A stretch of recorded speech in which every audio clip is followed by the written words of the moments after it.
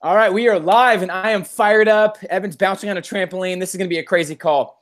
Welcome. This is Peter Voogd, founder of the prestigious Game Changers Academy, and thanks for tuning in to our monthly millionaire video series where we interview the world's most elite and successful entrepreneurs, CEOs, entertainers, and real game changers, people that I personally have massive respect for, and people not just making a difference in their industry, but in the world.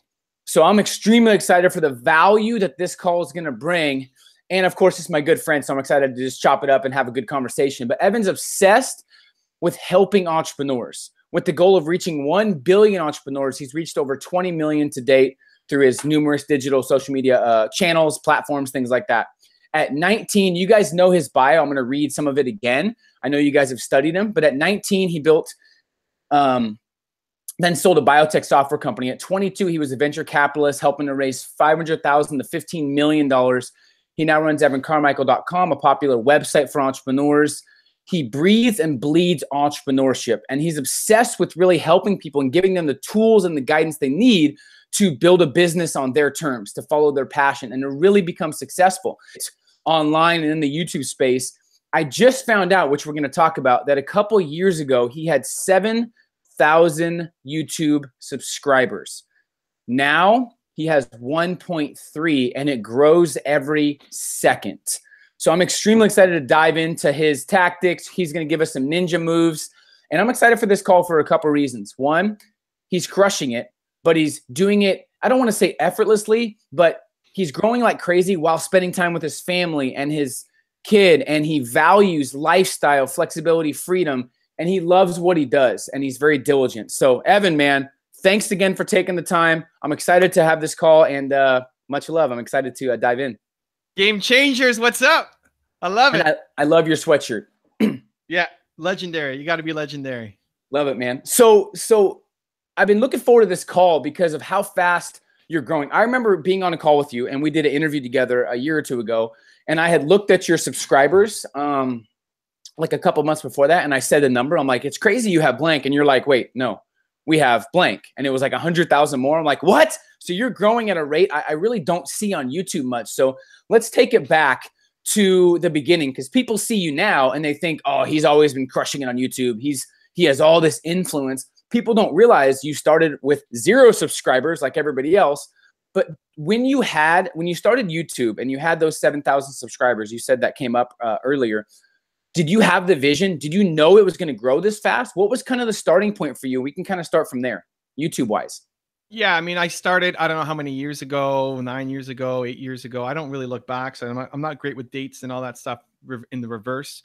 I started it just to have something. It was never YouTube famous. YouTube ambition was never the thing. It was I'd sold my business. People asked me questions, and I thought instead of doing a written response, it might take me half hour to type up. Let's just make a video. Other people can learn from it and pop it up. And I started taking it a little more seriously about 4 years ago. I only kind of remember 4 years ago because I hit 1 million views on my channel total, and I shared it to my Facebook. And Facebook gives you those notifications like 4 years later, remember this? It's like, 4 years ago, I hit 1 million views. So I looked at my sub count and I was 7,000. So the past 4 years, we went from 7,000 to 1.3 million, and the views are like 1 million to 180 million. So lots of growth over the past 4 years. But at the beginning, this was never the ambition or the goal. And it's always been to help inspire entrepreneurs, help solve the world's biggest problem, untapped human potential. Even now where I'm at, I'm not attached to YouTube. Like something new comes out, it's going to help me accomplish my goal. Forget it. I'm gone. I'm doing that thing instead. I love it. So, and you're loving Instagram right now too. You said you're going to crush that and you're ready to go. You just got on that. So I'm excited to see you grow that. So one thing you said too, we have a mutual friend, Lewis House. You said when he asked you like, how are you going to reach the 1 billion people? You're like, it's not about looking at the numbers every day to see if you reach a certain amount. It's about consistently adding value, giving people the best possible content. So I want people to know you're not just sitting there looking at the numbers from last week. You're just consistently pushing yourself and getting out content that inspires people. Is that kind of the mindset? Yeah, the goal of having the 1 billion or some huge mark, the impossible to reach goal, it's just a mindset. It's just a shift to say I'm going to do big things. The things that I do has to have big potential. So it's why I don't do one-on-one coaching. Like nothing wrong with it. Just doesn't help me accomplish my goal. me coming on Game Changers, this is going to blow up. Lots of people are going to watch it, right? It's like, it furthers my mission. I do things that are at scale only. And so, my channel is growing faster than it should at my size. And for me, it's still like, it's not enough. Like, I know I'm capable of more. Like, this is just a start. Getting 2,000 subs a day net, I know I can do more. So it's great to get the accolades and the recognition, but it's like, my own standards are higher, and I got to push harder to go and accomplish it. So let's walk through, before we dive into all of the tactics, the benefits of building an online influence, from book deals to people reaching out to going to events with a lot of other influencers. What are some of your favorite benefits, or just benefits that you've seen from crushing it online? That's one. And then two, let's talk about the importance of it if anyone right now doesn't feel like they need to go online or they should go online in the new economy. So my benefits, might be seen a little differently in other people's eyes. For me, the biggest benefit is I get to have an impact. Like, I love my community. I love meeting up with fans. I love knowing that, like, I touch somebody's life. When I'm traveling the next week, different cities, all I'm doing is meeting fans. Other big name authors and celebs and YouTubers, like, they hate meeting fans. They appreciate the fans, but they want the time to themselves. For me, it's like, I want to meet. I love it. So to know that I'm having an impact and touching lives, that's the biggest juice of all. The lifestyle, the money, you get brand deals, you get book deals, you get invited to speak at a bunch of events, you get to meet awesome people. Like, how do we connect? And we've done multiple collabs over the past couple of years. I don't remember how we first got on each other's radar, but magic of the internet connects us, and here we are both doing our thing. And so that is very real. Like, you can build real businesses really quickly compared to the traditional ways, right? And for anybody just getting started, you can still win in a brick and mortar offline business. It's just a lot harder and a lot slower. Like, you could blow up if you have a great message to share, and if you care about your community. There's a niche for you online that you can go really hard, really quickly. Nothing wrong if you want to have a traditional product, or you want to have an experience in a store. That's great. You can still win that way. But the opportunities have never been easier for somebody to crush it online and build the business of their dreams. Huge. Now let's start with for the newer subscribers, or for the newer people on YouTube, okay, how you started, your schedule, the team you had. Were you doing all the editing yourself? What are the must-haves if someone wants to really start crushing it on YouTube now? They have 50,000 subscribers or less. Obviously, it's different than now, because I want to go through your scheduling process, how you batch your content in a second. But for the newer subscriber, what are the must-haves? If they're just starting out, they're clueless, but they have videos in them, they want to reach more people, they want to get their company online. What are the steps and the must-haves if they're a little bit newer to get started and start building momentum? So must-haves is just to start. Like, stop getting in your own way. Stop thinking you need an editor. Stop waiting for the right lighting and gear and camera, and just get your phone and start. I still make videos off of this. Like, I've got 1.3 million subs, and I still make videos off my cell phone sometimes. So get out of your own ways. Too many people are waiting. There's no perfect camera for vlogging. Don't worry about it. Like, you should have already posted 2 vlogs in the time you spent pondering this question about what should be the ideal gear for you to go out and get. So you need to start. Like, get started. You need to work towards making a video a day. I want you making a video a day. You may be able to do it right now, but if you're not at least making a video a week on your own right now, then you're just thinking too much. You're in your head too much. You need to be out there actually making content. So step 1 is make content. Step 2, recognize your content is going to suck. Like, you will suck at the beginning. It's part of anything. When you first start learning to swim, you suck at swimming. You would drown if you were thrown into the deep end. And that's okay. I'm a big believer that the quantity leads to the quality, that the more you do, the better you'll get at it. So to expect to make one video and for it to crush and take off, and now you're YouTube famous, like, it's delusional. It's not going to happen. So no matter how great a message you have or how good on camera you've been, expect it to be really bad at the beginning. Expect no comments, no feedback, and just keep going. Making a video with the idea of a video a day, at least 5 times a week, if you want to win in YouTube right now. However max you can go and push yourself by yourself. I hate spending money till I'm making money.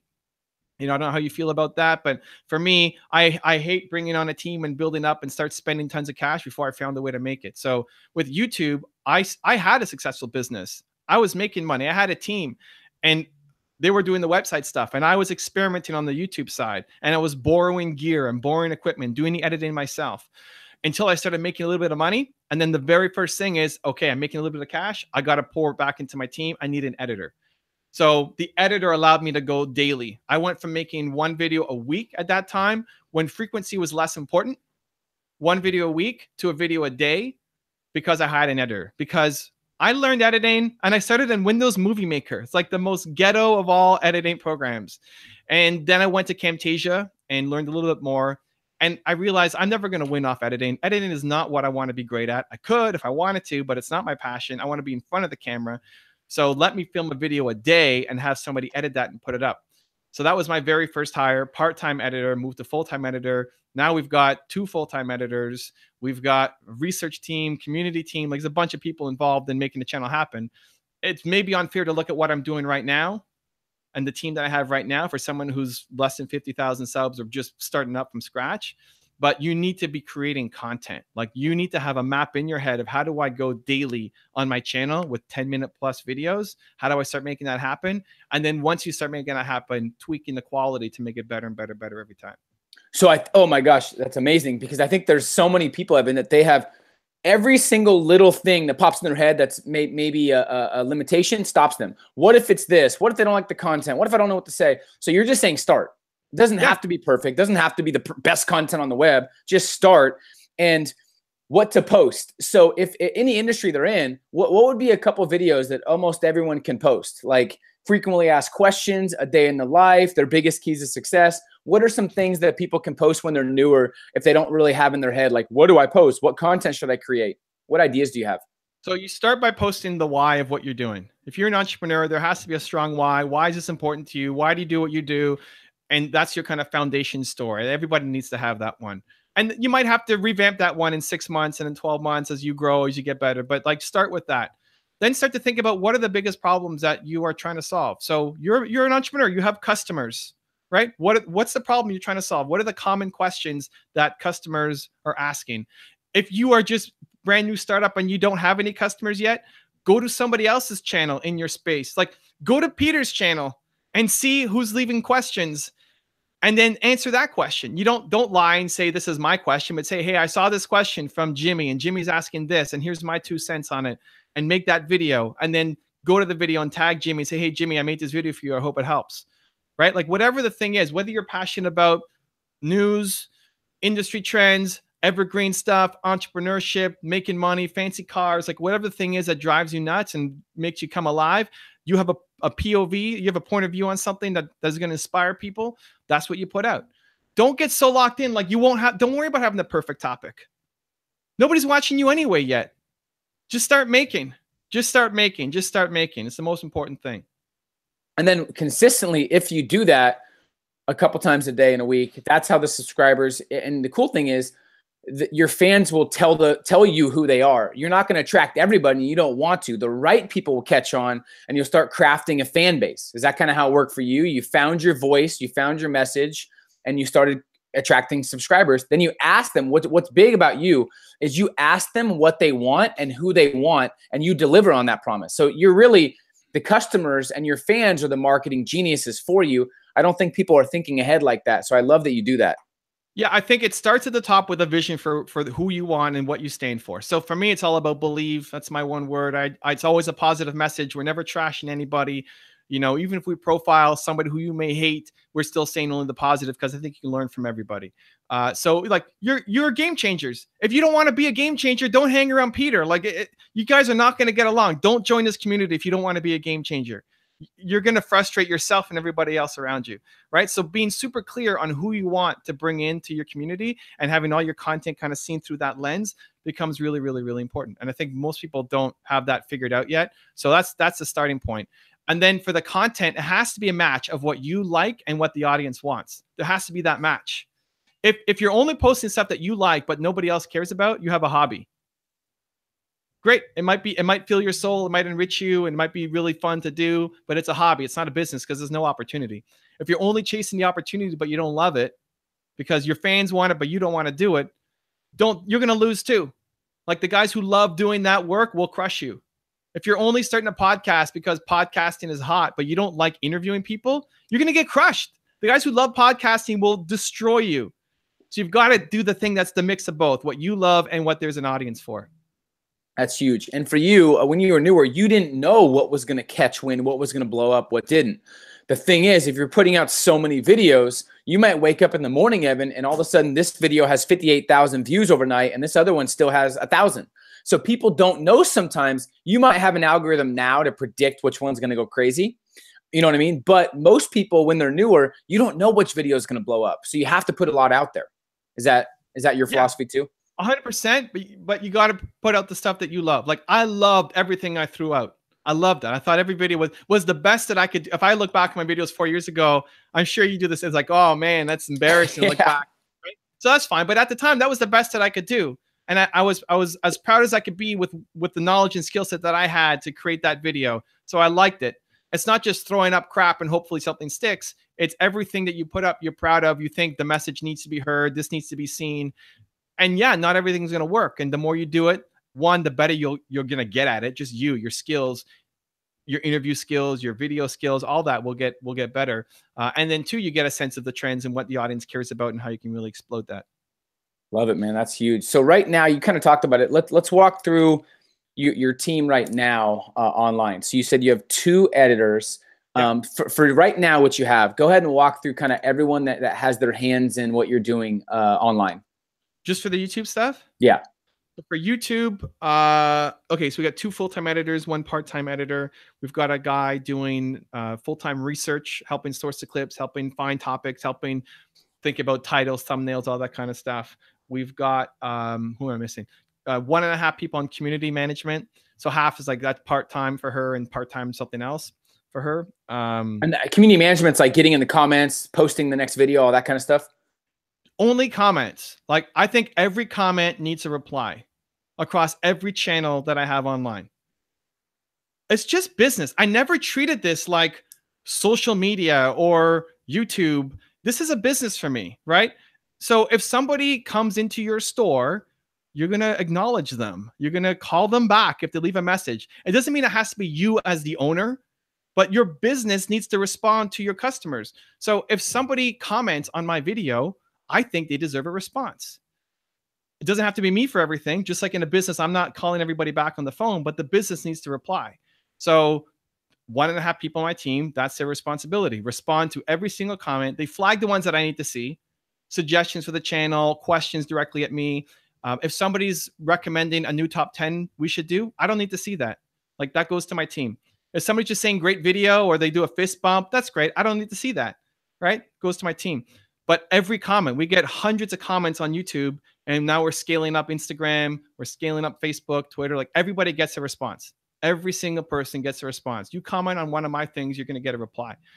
So I'm scaling my team as I scale my social media, where most people, they only do it themselves. They respond to every comment themselves at the beginning. Then it becomes too taxing, too difficult. And so they scale back. They only respond to the influential people, or they spend half an hour a day on their DMs and responding, but they don't think I could just hire somebody on my team.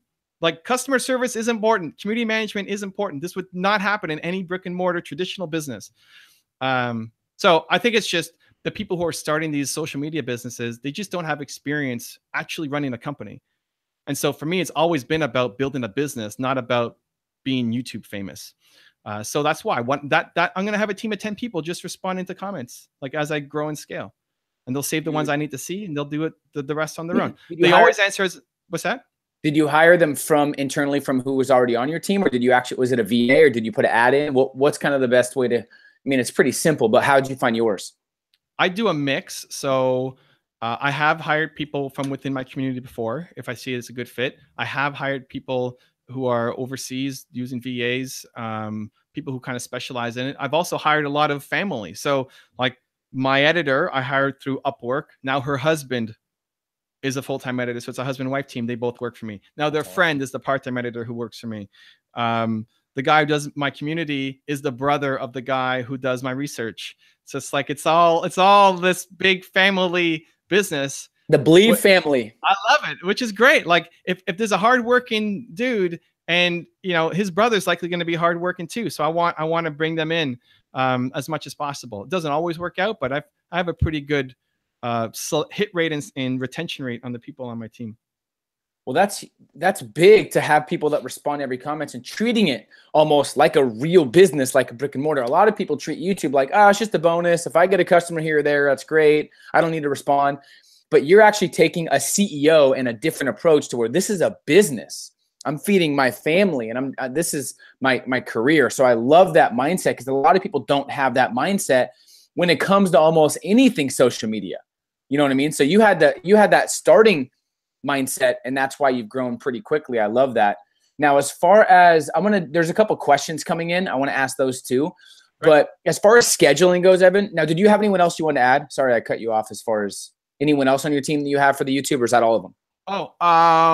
We did the comments. I've got a camera guy who comes in once a month to film the ones in my studio. I've got another guy who's helping me on just data analytics, looking back, optimizing old thumbnails, tags, looking for trends. We have a library of 5,000-ish videos. So if we can find one thing that we could tweak and you scale that across the entire channel, it's massive leverage, right? So we're looking at, okay, hey, if we add this to the thumbnail, how do we now scale that across everything we do? Or if we put this in the description or these tags, right? So constantly tweaking and testing. And then I've got another guy who just helps me with strategy part-time. We get together once a week and look at what we're doing, brainstorm new ideas, more like creativity hub kind of guy. Huge. I love that. And you, it. Yeah. So scheduling wise, yeah. And when I think people are going to freak out here. Okay. I did a little bit. When your video guy comes once a month, you're not shooting like 3 videos. You're not shooting like 4 hours.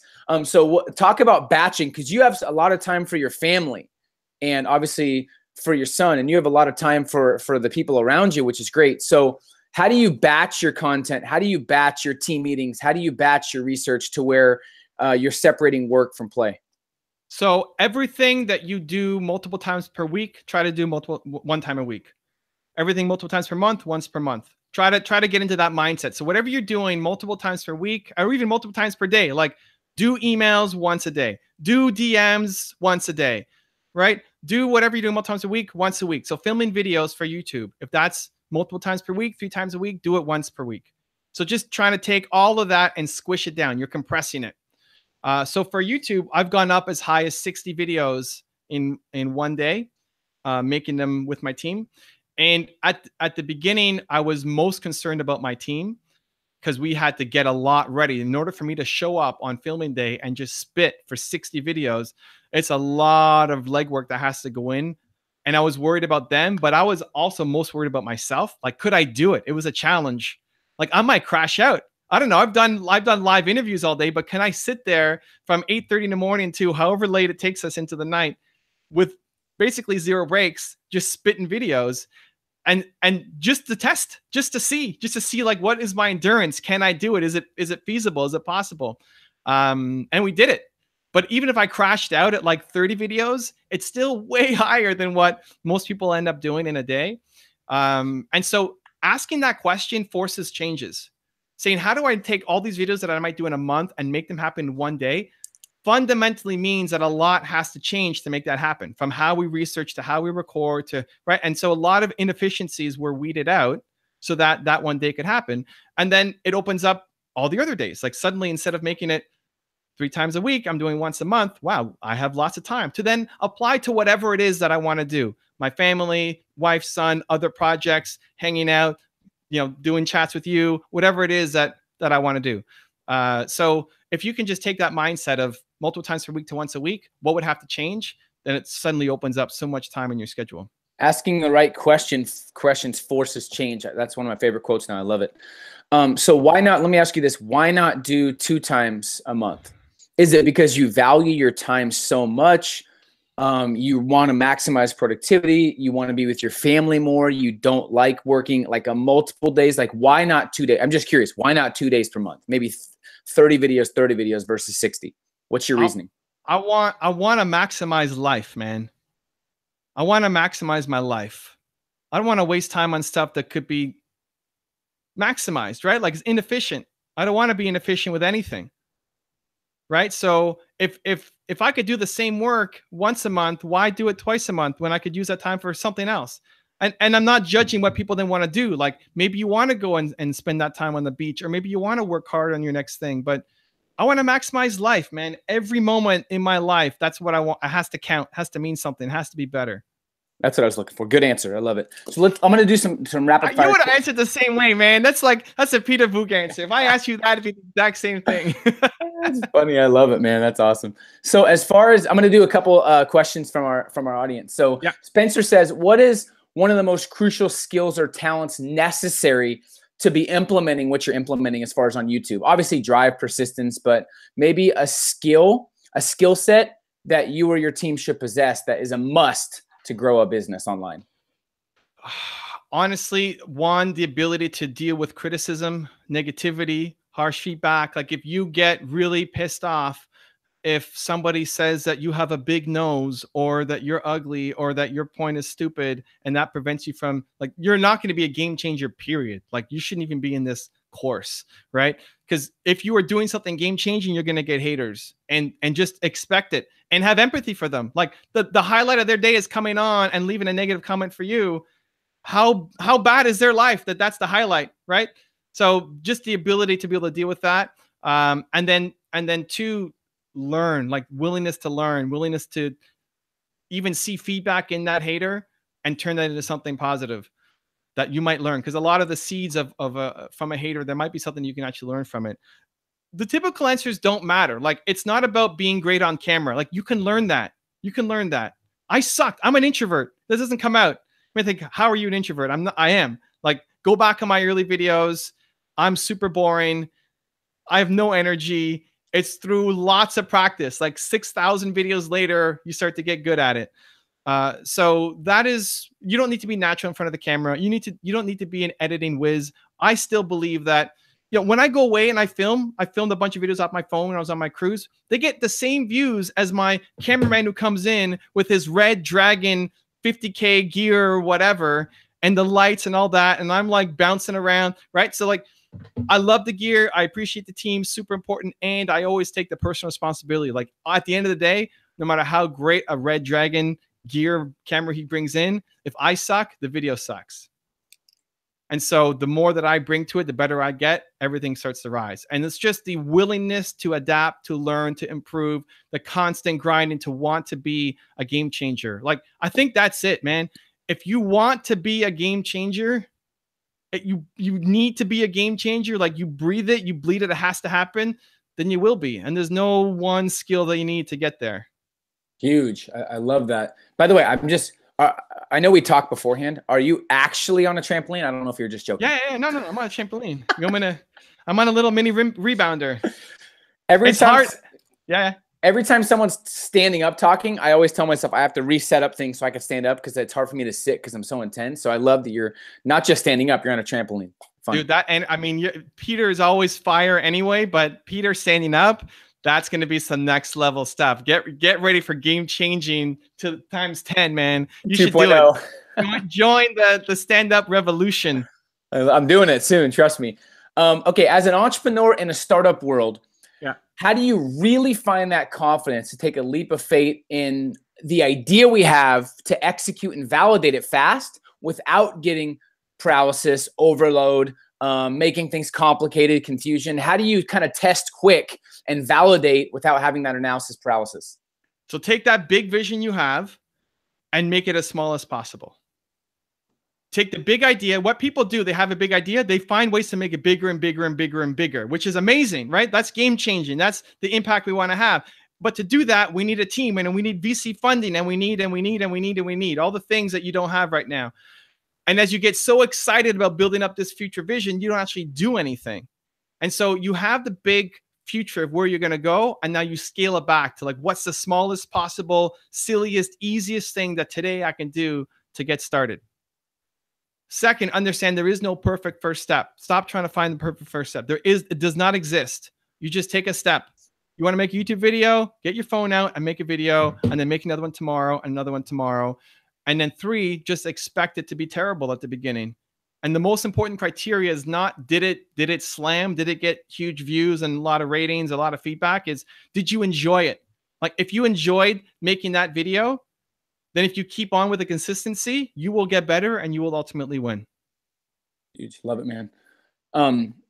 Someone says, I'm super excited about this call. I've been going back and forth with the idea of starting a YouTube channel. Hopefully this is a sign from the universe to go for it. I think it is, Holly. Yeah, and stop, like, listen, guys, you get an idea, just test. You don't need my validation or Peter's validation to say, go and do it. Like, you get an idea, just test it.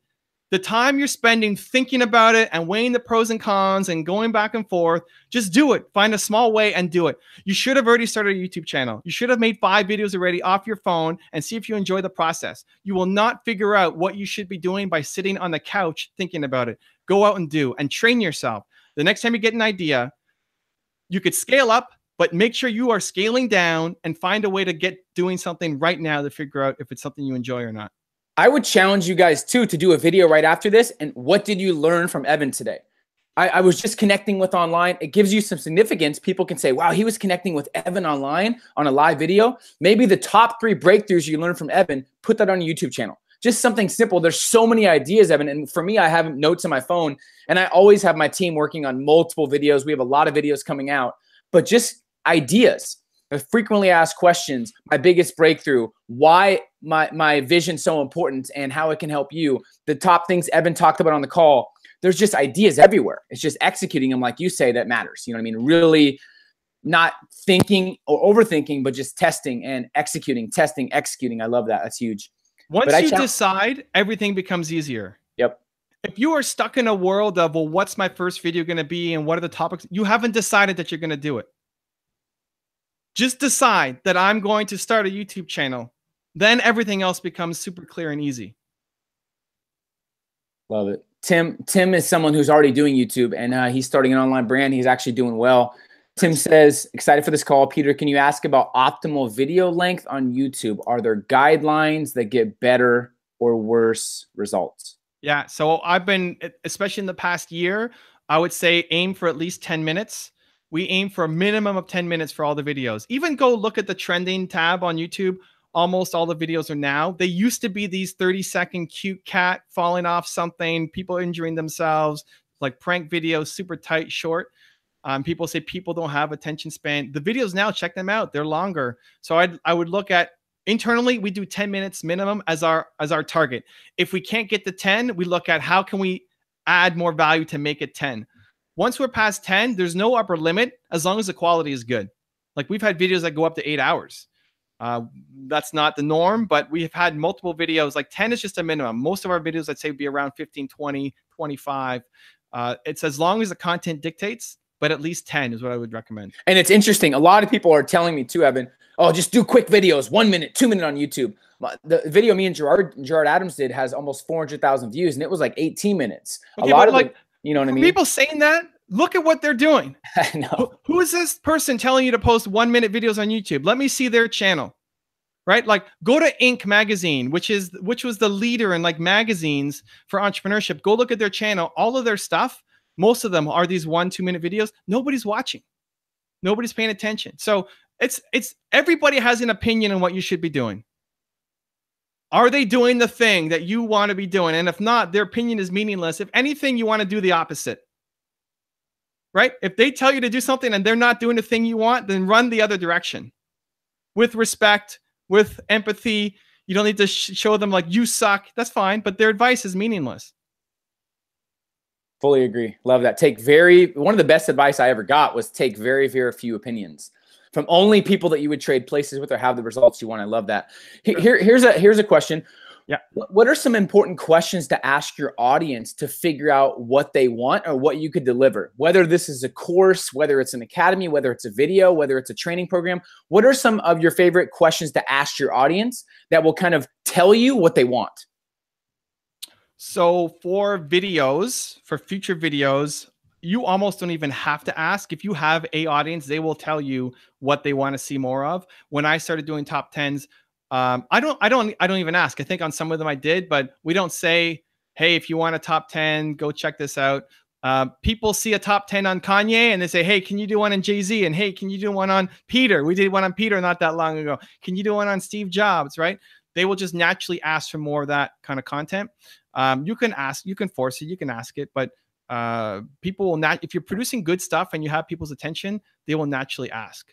Moving on to product, I think what's really important is you start building product around what there is a genuine demand for. I think way too often people start building an e-course on something where nobody has asked them to do it. And then they spend all this, making a quality product, you know, takes a lot of time. Like if you're just going to mail it in and throw a bunch of stuff together and call it an ebook, okay. But if you're actually going to spend time to make something great, it takes a lot of time. And then they put it up and they get no traction. And so they think, I need to tweak my title. I need to tweak my copy. I need to tweak my image. No, like they didn't want that in the first place. You don't even have an audience who cares about that thing yet. So what I recommend is finding a way to start making money, honestly, as a service first. Like people want your coaching services around something, and then turning what you get from paid customers on coaching into a product that then you can sell. Love it. So really paying attention too. One thing I've noticed about you is you're almost monomaniacal about paying attention to what people want and delivering on that and making sure it's something you enjoy. That's huge. So I want to talk about hacks, some things that you're a ninja, Evan. You're a wizard, and don't act like you're not. You're a wizard. You cannot. I think it was March or April 2017. You had 600,000 subscribers. Okay. You now have 1.3 million, and it's been a year. That's not normal. That doesn't happen from posting videos every day and from some of the stuff we talked about. You're a ninja. What are some things that you can share, little tricks, hacks, things you've learned the last year that really speed up the growth of YouTube subscribers and engagement? Is there anything you can kind of share? So game changers don't do normal, right? That's how we Especially roll. You. Right? So a couple of things. One, the consistency of the content. If you go daily, will make a huge difference. If you go twice a day, will make another huge difference. If you go 3 times a day, and again, it's all quality. It's got to be quality stuff, not just throwing crap. Less of an impact from 2 to 3. But there's a big impact from a couple of weeks to 1 a day. Going daily makes a huge impact, and 1 to 2 makes another big impact. From there, once you're producing content at scale, you need to really evaluate your series and see which series is doing better compared to the others. So not an individual video, not an individual top 10, for example, for me, but across the series. So, you know, for example, if Peter's, you know, expanding out his channel, maybe he has like Q&A time with Peter, or maybe he has guest time with Peter, and maybe he has like morning rants with Peter. Great. Any one of those videos might pop. What you're looking for is the average. If you've done 20 of these videos each in a month, now you start looking at the data and saying, okay, you know what? My morning rants are fire. Like people are loving that. The guests not doing as much. So now you can start to tweak. Okay, do I just eliminate guests completely, or do I bring on better guests, or do I switch up the format? Do we keep it tighter? Whatever. So when you start getting data across the series and not just individual videos, you can start to look at it and make intelligent decisions. The 2 things that we look for every series is watch time. It's the most important metric for YouTube. So which series is leading to significant watch time for the channel? And then subscriber growth. I don't care about views. I don't care about comments or likes or shares or playlists or anything. I care about subscriber growth. So how have I grown to 1.3 million subscribers from whatever you said I was at last year? Because I focus on subscriber growth. Like that's the metric I care about. So that's what I'm focused on, right? So we look at every series and say, is this series leading to subscriber growth for the channel or not? Looking at micro hacks kind of within. So yes, 10 minutes plus, super important right now. Optimizing your videos to recognize that most of your views will come from related videos, not from search. Don't try to game the search engine, because most views on YouTube come from the sidebar, not from people typing in, how do I get rich, or whatever the topic is. So you want to try to show up next to other popular YouTube videos. So if you like a video on Peter's channel, it's blowing up, do the same video, like similar title, and give your POV on it. So your goal is to rank next to Peter's video much more than it is to try to get #1 ranking for a search term. As you're making lots of content, the #1 source of traffic for my videos are my other videos. They watch a video, then they watch another one, then they watch another one, then they watch another one. So what you have to be really clear on is, is it easy to tell what video is coming up from that same person next? So on every video that I have, we have our logo. That airplane is everywhere. Then we have a series logo. It's everywhere. So I want it to, if you can't tell, I look at people's YouTube channels. Every video has a different thumbnail, different style, different fonts, different colors. Like, I may have loved that last video you put up, but I can't tell which one on the related ones are you. Don't think people are going to read that name and know that it's you, right? They're visual. They're looking at it. They can't tell by the thumbnail that that's your video. They're not clicking through. So you need to have a consistent font, consistent color scheme, logo on every thumbnail, so that if they loved your video once and they're going to go and click on the next one. What are minor hacks? The end card, like end screen, super important. You want to make sure you're always putting in there your most recent video, because you want people driving to this view velocity. The more people you get to a new video, you want to make sure that they're watching it as soon as possible. If your new videos don't pop, YouTube destroys them. Like, they're gone. And then two, the most recommended, most likely, I forget what it's called by YouTube. They can help pick. Don't try to manually pick a video. YouTube knows what your audience wants next before you know what they want next. So put that always on the end card, as well as a call to subscribe. Even that, changing your little icon to subscribe. If you look at my videos, across is this little thumbnail on the bottom, this little square icon that if you hover over it, you can click on it and it gives a pop-up box to subscribe. Say subscribe on that button. Like, that led to a 30% increase in my subscribers day over day over day over day, just by making that one tweak. So I started off having my orange airplane just for logo branding. I switched it to a red thing that said subscribe, and boom, my subscribers blow up. Now, I already had some traction audience. If you only have 5 views a video, that's not going to help you. That's not high leverage. And there's tons more, man. But like, that's the main one. Those are huge, man. Those are some quick ones. I knew you were a ninja. So you say you focus on subscriber, like watch time and subscriber growth. How do you measure like subscriber growth? I want to dive into that real quick, and then we're almost done. Yeah. What have you seen affect subscriber growth the most? Is it changing the button? Is it the recommended at the end? What's kind of the things you've seen that have helped subscriber growth the most this last couple of years, last year or two?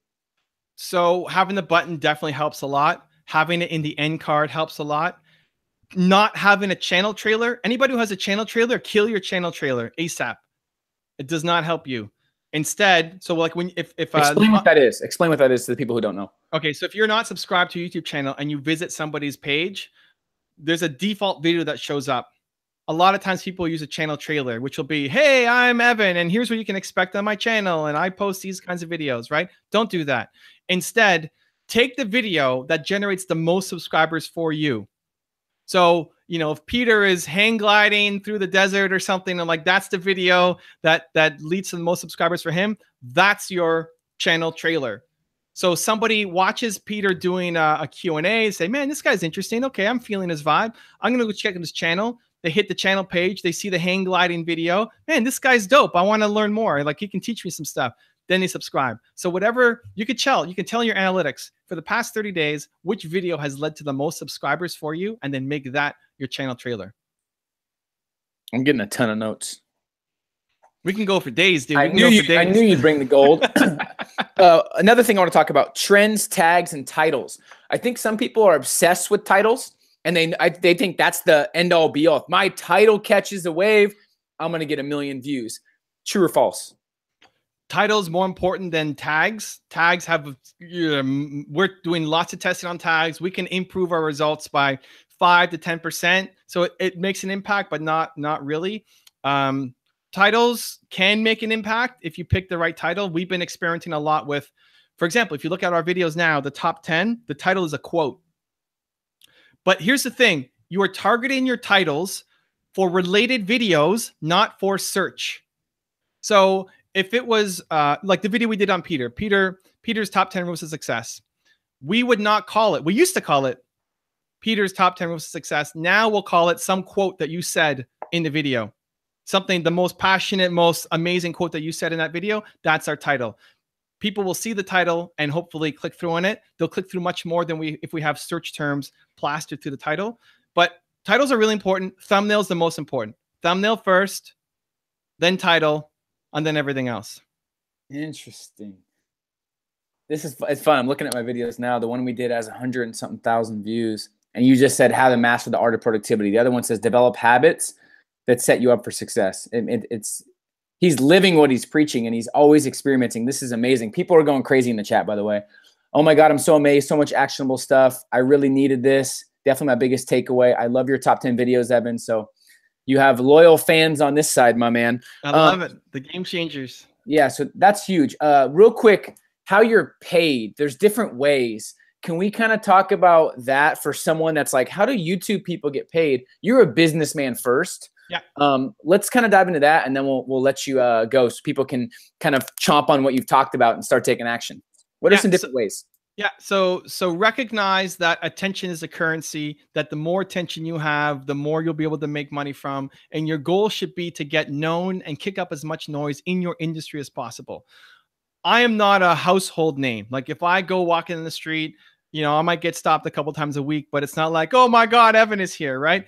But within a niche, like within the entrepreneur community, you've probably seen some of my videos. Like our age group, if you look at 20 to 30 to 40 in that range, like people know who I am. They've seen the content. That's really magical. So from there, it depends on how you want to scale and grow your business. Advertising is the easy default, and you will get advertising just by default from YouTube, people sponsoring your videos. You can use the Google AdWords tool to figure out which keywords or topics will help you make the most money. So it can help you pick the videos that you want to target. The entrepreneurship space plays a lot more than recipes. Like the people in the recipe industry who are still, they might have 1 million+ subs and they're still a one-man show because nobody's advertising in recipes. So if you use the AdWords tool, it can help guide some of your content decision to say, hey, if I target this kind of topic, I know there's advertisers here who will pay me. So you can really up your CPM, your cost per 1,000 of how much you get paid if you look at the AdWords. And it's all free. Go to the AdWords tool, type in different topics, and it'll tell you what to talk about if you have something meaningful to say on that topic. Then once you have attention in a niche, you'll have companies that want to come and deal with you. I don't make nearly as much as I should from companies because I only work with people who I actually can use their stuff. So I signed a 3-year deal with Sage Accounting as an example, because I use Sage in my business. I can recommend Sage. Like if you say, hey, I need accounting software, I'll say, go use Sage. I use them. I worked with Aweber. They do email marketing. Like I use it. I've used Aweber for 11 years. I'm a client. I don't like selling stuff that I don't use myself, which hurts me a lot. Like American Express comes in, hey, we want to do a deal. Well, I don't use Amex. So we'd have to do a brand deal. Like brand deals will start at 50K and go up from there, depending on what they need. You get asked to do speaking gigs. I get asked to speak. I could speak every weekend of the year if I wanted to, but my wife misses me too much when I go away. And so like, I have to be really strategic. Like I'm away all next week. She's coming with me to half of it. So, you know, it depends on what you want to do. I wrote 2 books, one with Penguin Random House, got a book deal, sizable upfront. And then the second one I did myself just to see. You could play hard in fashion. Like I'm not big on building a fashion brand. Like you want to tackle what Peter's doing and build hoodies and a fashion line, right? I got mine in the mail. I love it. I was pumped to wear it today. So there's lots of different ways to monetize it. Really just depends on what suits your style a lot more. And when you have a targeted audience, you don't have to be big. You just have to be really well known in a niche. So if you are the mompreneur person, or if you are the Smurf person, or you are the Cabbage Patch Kids person, or you are the Porsche SUV person, like whatever the thing is, if you are that person and well known in the industry, there are people whose jobs it is to find you. People at big brands, they're looking for influencers for a certain space. But if you're too vanilla and you're playing in a much bigger pond, they're not going to give you the attention that you need.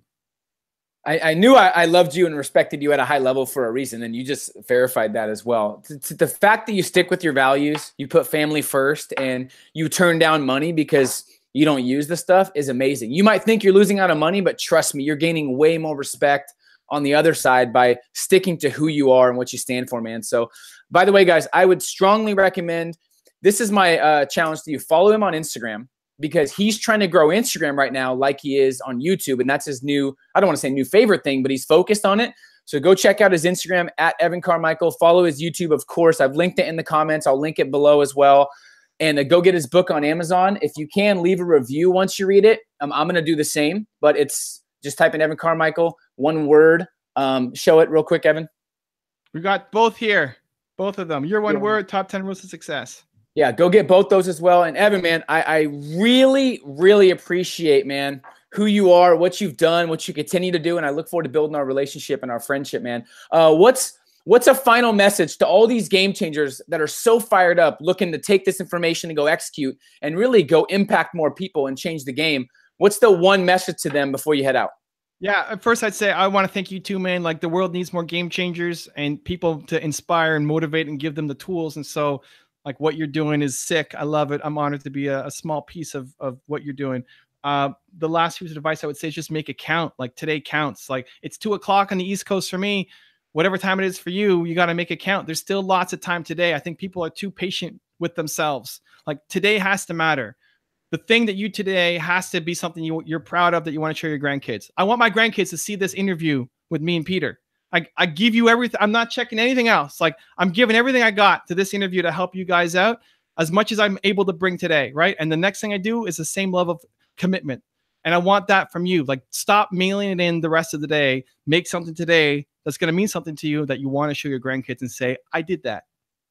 All love, man. You heard it first from the trampoline.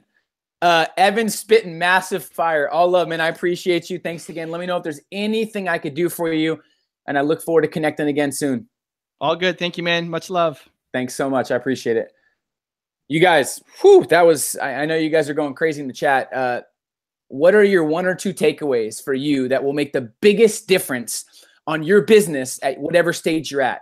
I challenge you to really focus on that. You don't need to go through everything. Make sure you have your notes, but pick the 1 or 2 things that you're going to execute right away that you think will make the biggest difference for you as well, okay? And then put in an hour, maybe an hour time in the next 30 days to go back and watch it and make sure you've executed what you said you were going to, and then take another action step from this interview. This is gold.